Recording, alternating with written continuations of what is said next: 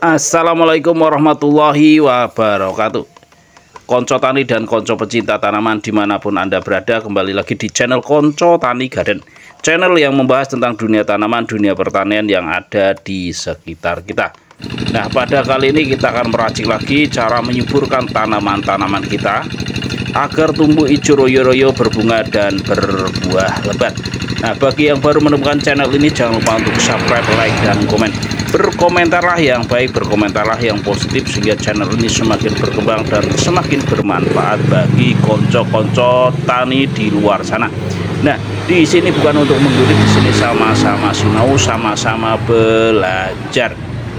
Nah, untuk kali ini kita akan menyuburkan tanaman-tanaman kita, yaitu setelah memaksa tumbuh bunga dan buah, baik itu tanaman palawija kecil-kecil ataupun tanaman-tanaman perkebunan seperti alpukat, kelengkeng, cengkeh, kopi, dan sebagainya. Nah, penasaran bukan apa aja bahan-bahannya dan bagaimana cara meraciknya? Untuk itu ikuti terus video kali ini dan jangan di skip agar tidak gagal paham. Nah, langsung saja kita masuk ke tahapan intro dulu.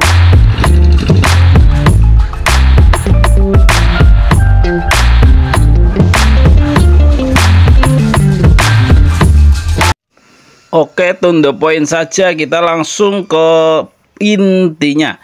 Nah, sekarang kita gunakan yaitu air leri atau air cucian beras semacam ini. Ini adalah limbah dapur yang sering kita buang sia-sia. Nah, pada kali ini kita manfaatkan lagi. Ini kandungannya sangat super duper untuk menyuburkan segala macam tanaman-tanaman kita. Baik itu tanaman bunga, tanaman buah, tanaman perkebunan, dan lain-lain. Nah, seperti ini. Kita nanti akan mengambilnya yaitu ukuran 1 liter. Nah, adapun kandungan dari air leri atau air cucian beras yaitu mengandung nitrogen 0,015%, fosfor atau P 16,306%, kalium 0,02%, kalsium 2,94%, magnesium 14,25%, sulfur 0,027%, besi 0,0427%, vitamin B1 0,043%. Sumber laboratorium tanah umum dan analisis bahan pangan UGM tahun 2011. Nah, seperti ini kita gunakan yaitu 1 liter air cucian beras. Nah, untuk selanjutnya kita gunakan yaitu kecap seperti ini. Nah, kita gunakan kecap. Ini kita gunakan yaitu sebanyak 1 sendok makan. Bisa menggunakan yaitu merek Bango, ABC Sedap, ataupun merek-merek yang lain. Sedang kecap mengandung yaitu nitrogen, fosfor, kalium, protein, kalsium, dan zat besi. Nah, zat besi, jadi sangat kompleks unsur haranya, yaitu terutama unsur hara makronya. Adapun manfaat kecap yaitu merangsang pertumbuhan hijau yang kuat, meningkatkan produksi buah dan biji, menyehatkan daun agar berdaun lebar-lebar dan hijau royo-royo. Nah, seperti ini kita gunakan yaitu 1 sendok semacam ini. Lalu kita campurkan dengan air leri yang ukurannya tadi 1 liter ya. Jadi air leri 1 liter ditambah kecap 1 sendok makan. Bisa menggunakan kecap merek apa aja, yang penting kecap manis. Nah, seperti ini. Ini sangat super duper untuk menyuburkan segala macam tanaman-tanaman kita, baik itu tanaman kecil, tanaman besar, ataupun tanaman-tanaman yang ditanam sebagai bunga di depan rumah. Nah, untuk selanjutnya kita gunakan yaitu extra jos seperti ini. Ini kandungannya sangat bagus karena ada vitamin B-nya. Sangat kompleks ya vitamin B-nya. Yang diantaranya kandungan extra jos yaitu ginseng 35 mg, vitamin B2 16 mg, vitamin B5 5 mg, vitamin B6 HCl 1,5 mg, vitamin B8 10 mg, vitamin B9 asam folat itu 100 mikrogram, vitamin B12 1 mikrogram, royal jelly 2 mg. Nah, seperti ini kita masukkan yaitu sebanyak 1 saset seperti ini. Ini benar-benar yaitu kandungannya sangat bagus, yaitu bahan-bahan tadi yang mana Sudah kita masukkan yaitu yang pertama air lerei 1 liter, kecap 1 sendok makan, dan extra jos 1 saset seperti ini. Jadi jangan ragu untuk menggunakan racikan ini, yaitu bisa dikombinasikan dan bisa diotak-atik dengan komposisi sesuai dengan penelitian atau pengamatan dari panjenengan semua. Nah, seperti ini. Jika ingin mengeksperimen bisa dikombinasikan dengan bahan-bahan lain nantinya. Tetapi untuk uji coba silakan dicatat bahan-bahannya, jangan sampai salah, karena kalau terlalu banyak nanti overdosis, akhirnya tanaman-tanaman kita akan mati. Nah, seperti ini. Lalu kita masukkan yaitu micin seperti ini atau MSG atau monosodium glutamat, yang mana ini sangat bagus untuk menyuburkan tanaman-tanaman kita dan sudah familiar digunakan untuk pupuk oleh petani-petani dan oleh pecinta-pecinta tanaman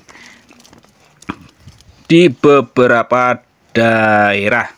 Nah, seperti ini kita gunakan yaitu sebanyak 1 sendok makan seperti ini.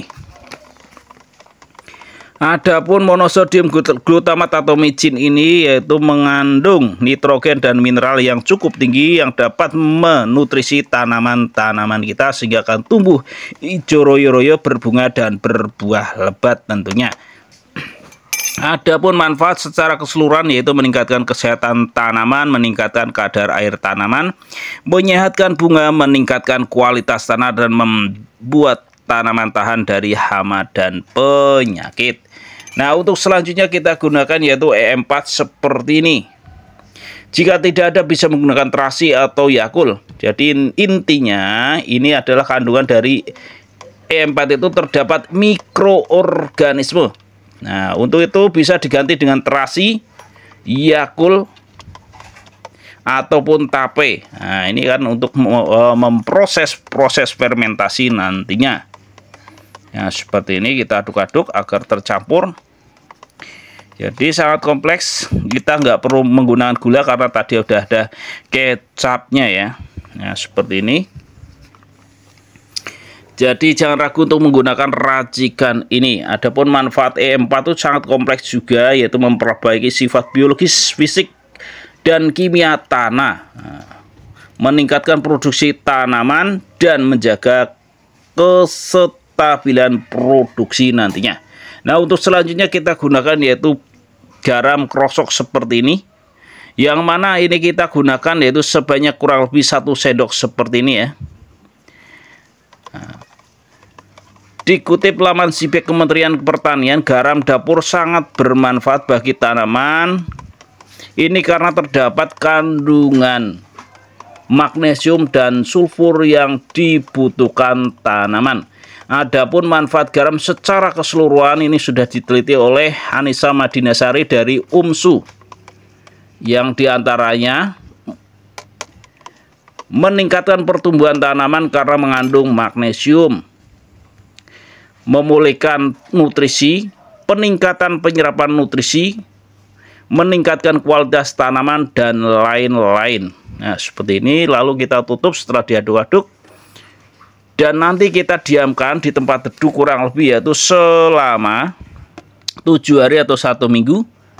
Baru diaplikasikan nantinya yaitu dengan cara dicampur dengan air dengan perbandingan 1:10. Dan kocorkanlah 100 cc per tanaman kecil dan 500 cc per tanaman besar seperti cengkeh, kopi, kelengkeng.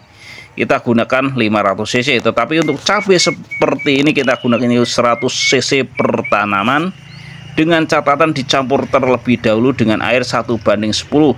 Jangan langsung dikocorkan karena nanti berakibat fatal. Bukannya tanaman subur tetapi malah gosong dan akhirnya mati.